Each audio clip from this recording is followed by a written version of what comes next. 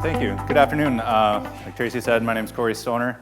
I work with Network Center. I've been with Network Center for just over 5 years now. A lot of the things that I work on a day-to-day basis are usually wrapped around Exchange, Microsoft Exchange, and heavily into Office 365. So a lot of the migrations that we're doing is always heavily driven by Exchange migrations or mail migrations. So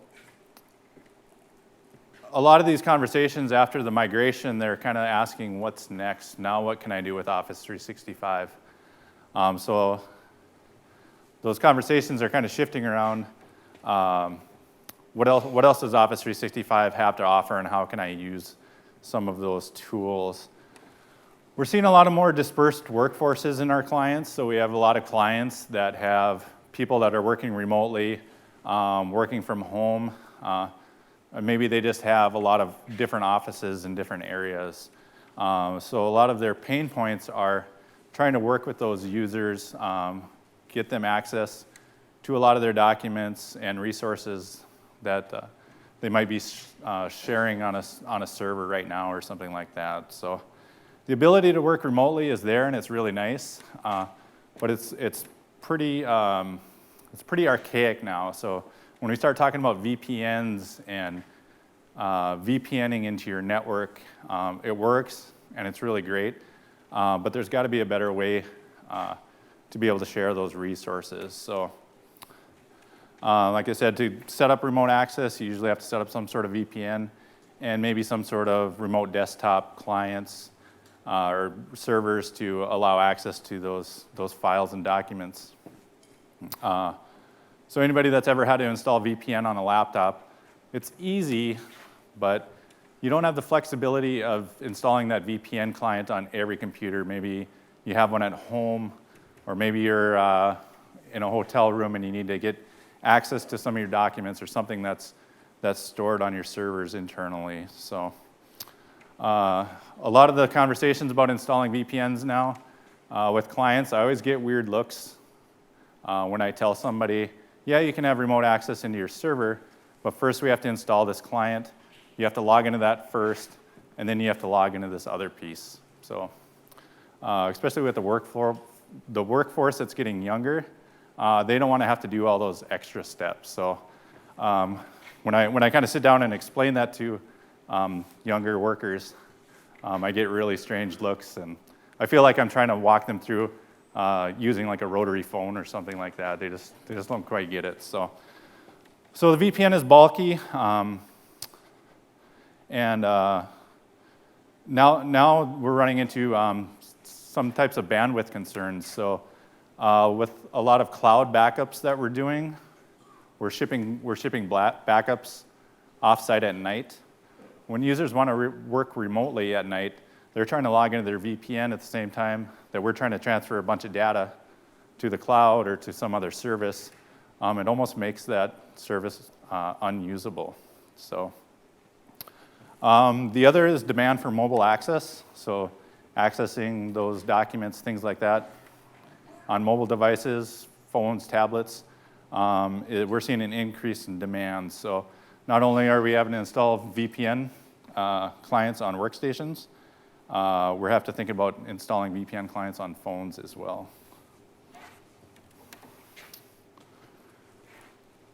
So what is Office 365?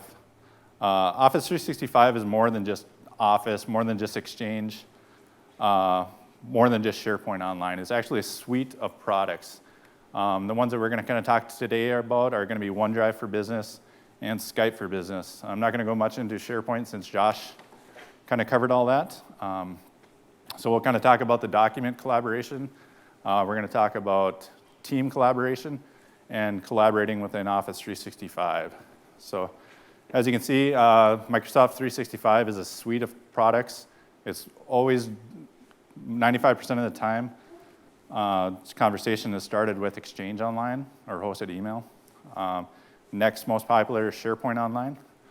And then you start talking about the Office suites, the downloadable Office versions, Office Online, which we'll talk a little bit about, OneDrive for Business, and Skype for Business.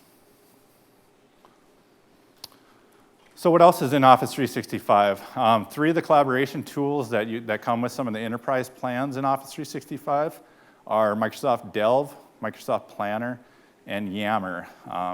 These all might be new terms to a lot of you guys. I know a couple of people are using them already, but this is some of the collaboration tools that we're going to talk about today. One of the use cases I use a lot with customers when we start talking about even just Office 365 is one of a startup company that we migrated about a year ago, I suppose. They had 2 full-time employees. One was offsite at a customer site about 90% of the time. I think he was in Texas.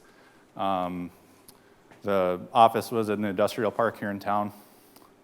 Both employees came from an exchange organization. When they decided to start up their new company, they had a friend of theirs install some Linux server. So they were getting their email through that. They couldn't sync mail between their phone and their computers. They were unable to share calendars. They wanted to have some centrally managed mailboxes, those types of things. They also wanted to be able to share documents internally and externally. Their office was in the industrial park in the incubator, so getting a VPN access into their own network was a bit of a challenge. And then they also wanted a way to communicate with each other. If one was in a meeting, they could send them a note, quick message, that type of thing. So obviously Office 365 was a perfect fit for these guys. We started with migrating them to Exchange Online. Once they started getting into using email, we set up some shared mailboxes, and they were sharing their calendars back and forth. They knew where each one was. They knew what they were kind of doing, and they were able to work together. So I believe now they're starting to utilize OneDrive for Business and Skype for Business. So instead of this startup company worrying about installing infrastructure and maintaining infrastructure, we put them in the cloud where they don't have to worry about that anymore, and they just had to worry about getting their business up and going and started. So it was a great fit for those guys. So let's talk about collaboration a little bit. Collaboration, kind of the old way, is most people will collaborate documents through email, sending emails. So with Exchange Online, you get a 50 gigabyte mailbox, which is pretty awesome, right? But not really, because I've had one user that's gotten over the 50 gigabyte mailbox, and you know what was in that mailbox? Attachments and documents. So when he wanted to share documents with somebody, he would email that document to somebody, they would change it, email it back to him, and that's the way they collaborate with email. So if you kind of think about that process, the user creates the first document, saves it on his computer or on his file server somewhere, sends it in an email to the other user, and he receives it. So now that document lives in 3 different places. It's on the file server, it's in that original user's sent email box, and now it's on the other user's inbox. So that's 3 different places where that lives. Now, if that other user edited it and sent it back, now it lives in 6 different places because it's on his server, on his computer, in his sent items, and in the original user's inbox. And where do you think that original document's still sitting? On the file server. So, and that file is no longer valid. So that's kind of the old way that we're seeing collaboration. So whenever I see somebody with 50 gig mailboxes or asking me what size limits Exchange Online can handle, I always kind of stop them and say, well, do you need to be sending a 30 megabyte file, or is there a better way to do this? So collaboration the new way. As you saw, Josh showed you a little bit about SharePoint, which is a great tool. But with SharePoint requires a lot of setup time if you want to kind of do it right. So it's a little bit of a process to move from a file server into SharePoint, but it's a great tool once you're there. So we kind of start the conversation off with OneDrive because it's nice and easy. We can start with one user. We can migrate that user's, maybe their H drive or home drive, personal files. We can install those in OneDrive, OneDrive for Business, and they can start syncing that with their computer and Office 365. From there, they can start sharing that document. So they can share that document to internal users or external users as well. So if I have a document in my OneDrive now, and I want to send it to somebody, I just send them a link to that file. They can open it up, they can edit it, they can write me back and tell me it's done. So now instead of having that file in 3 different places, that file still lives in one spot. We're just emailing links back and forth, and that file still stays there. Now if that user edits it, and maybe you wanted to go back and change, there's some versioning and things. So you're not, if somebody edits that and wasn't supposed to, then you can go back versions if you need to. So. The other nice thing, we kind of talked about internet outages and being in the cloud. So what happens to my documents during an internet outage? The nice thing about the OneDrive for Business app is that I can sync document libraries locally to my computer. So whether those document libraries live in SharePoint or they live in my OneDrive, I can keep those documents locally on my computer, edit them from there, and then they sync with Office 365. So you got one file, one location, and you can manage your files much easier that way. So now if you have a pretty big project that maybe requires a bunch of different documents, and you want to kind of collaborate, talk about those documents back and forth, that's kind of where Microsoft Yammer comes in. So Yammer is a corporate social networking site. So it kind of looks like Facebook.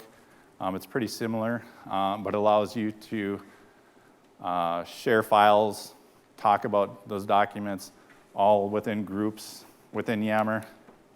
You can also search, go back and search documents and what people had talked about during those documents. So the nice thing is, if you add somebody to that group, or maybe somebody's replacing, maybe somebody left and the replacement comes in, you don't have to go through that document or transfer with them because they can get right into Yammer. They can start looking through the previous conversations and files, and they can get up to speed a lot faster. So where before things just lived in maybe people's inboxes and that person left and a new person came in to replace them, they didn't really know, they weren't able to know what that person was working on or things like that. So it makes that very difficult. It also integrates with Office Online, so any of the Skype for Biz or OneDrive for Business, SharePoint sites, those documents all integrate with Office or with Yammer.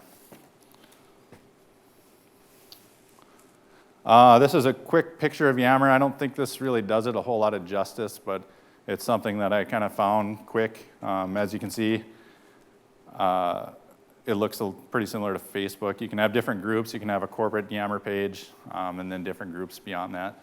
And you can kind of collaborate from there. Next up is Microsoft Planner. So say your project has some deadlines and you want to assign some tasks to different people. Planner will help you organize work by creating teams. Also, you can create plans. You can also share files within Planner. It's very similar to Microsoft. It's Microsoft Project's little brother, I guess, is a good way to. It's not going to be in depth as Project is, but it kind of has the same functionality. And again, integrates with Office 365. It's very similar to Trello, if anybody has kind of worked with that.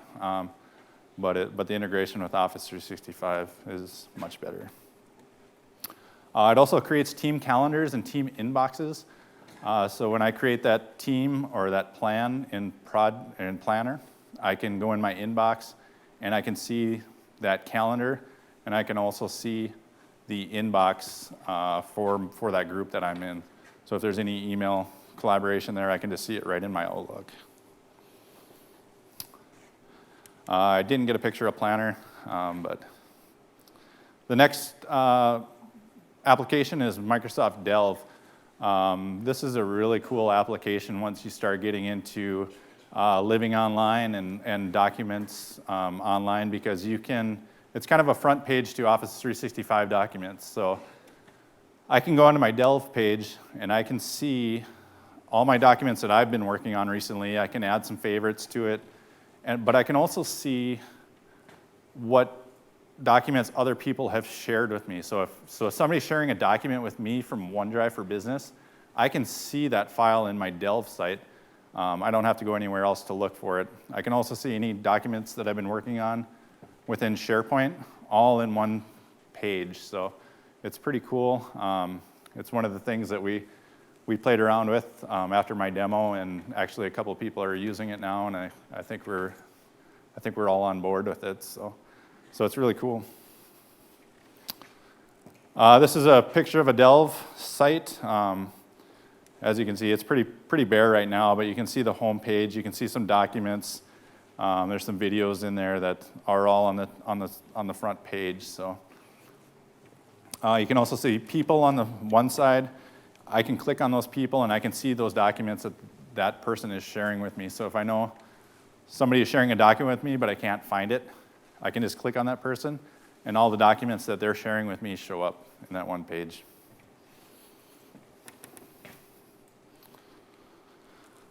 Microsoft Teams. Anybody heard of Microsoft Teams? Maybe not. Just came out at 10 o'clock this morning. They just announced it. So that's why I have the question mark on the slide, because I wasn't sure if they're going to announce it or not.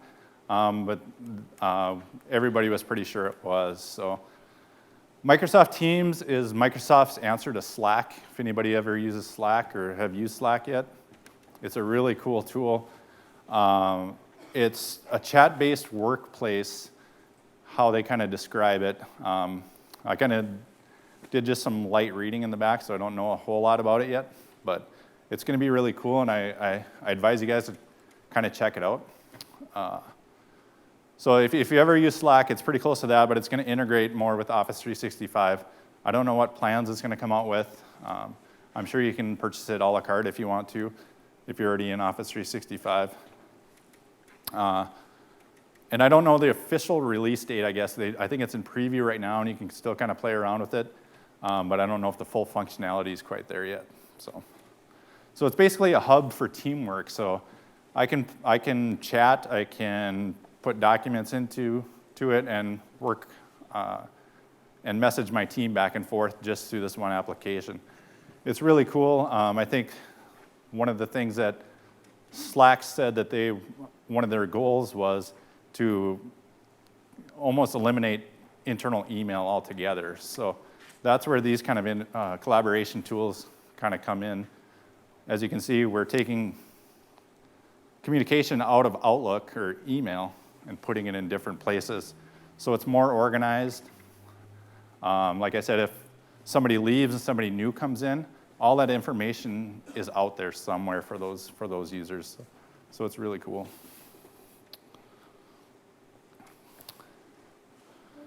So the future of Office. I don't see Microsoft Office, the downloadable version, going away. I don't think they've said that they're going to get rid of it.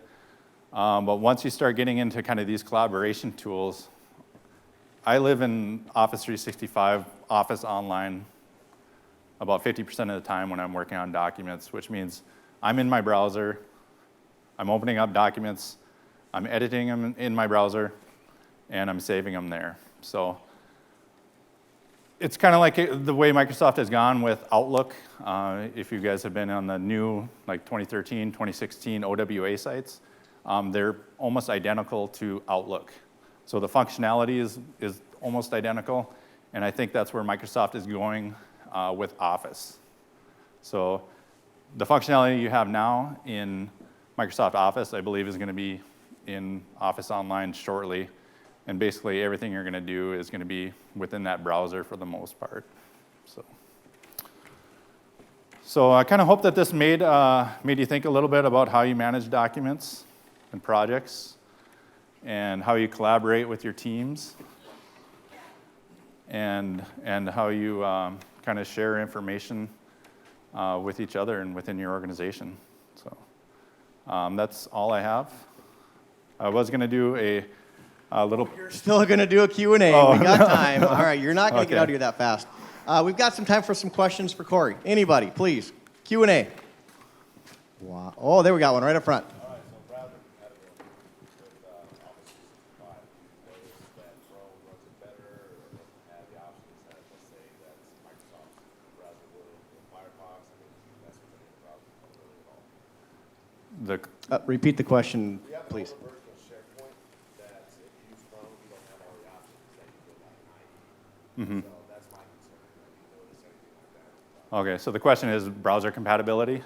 I haven't seen any. I know I have opened up things in, I guess I haven't tested it fully, but from what I've worked on it, basic functionality, editing documents, opening them, creating documents within the browsers, I haven't seen any problems with that.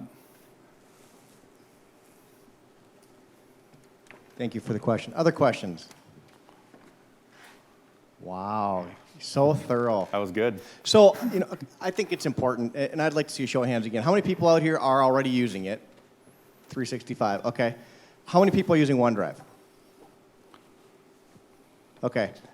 It's an amazing, it just amazes me the tools that we get, people are paying for that aren't being used, right? And Exactly. It's shame on us, it's shame on you, it's shame on everybody. We're paying for it. Yep. And so I think what we're starting to see now is people finding ways to use these tools. And Microsoft put them there for a reason, although there's a few I wonder why they put there. But most of them, there's a reason for it. And OneDrive, I think you briefly described to me how an organization can start getting things off of a personal computer to a backed up, safe, secure environment and start sharing without sending it back and forth in an email. Exactly.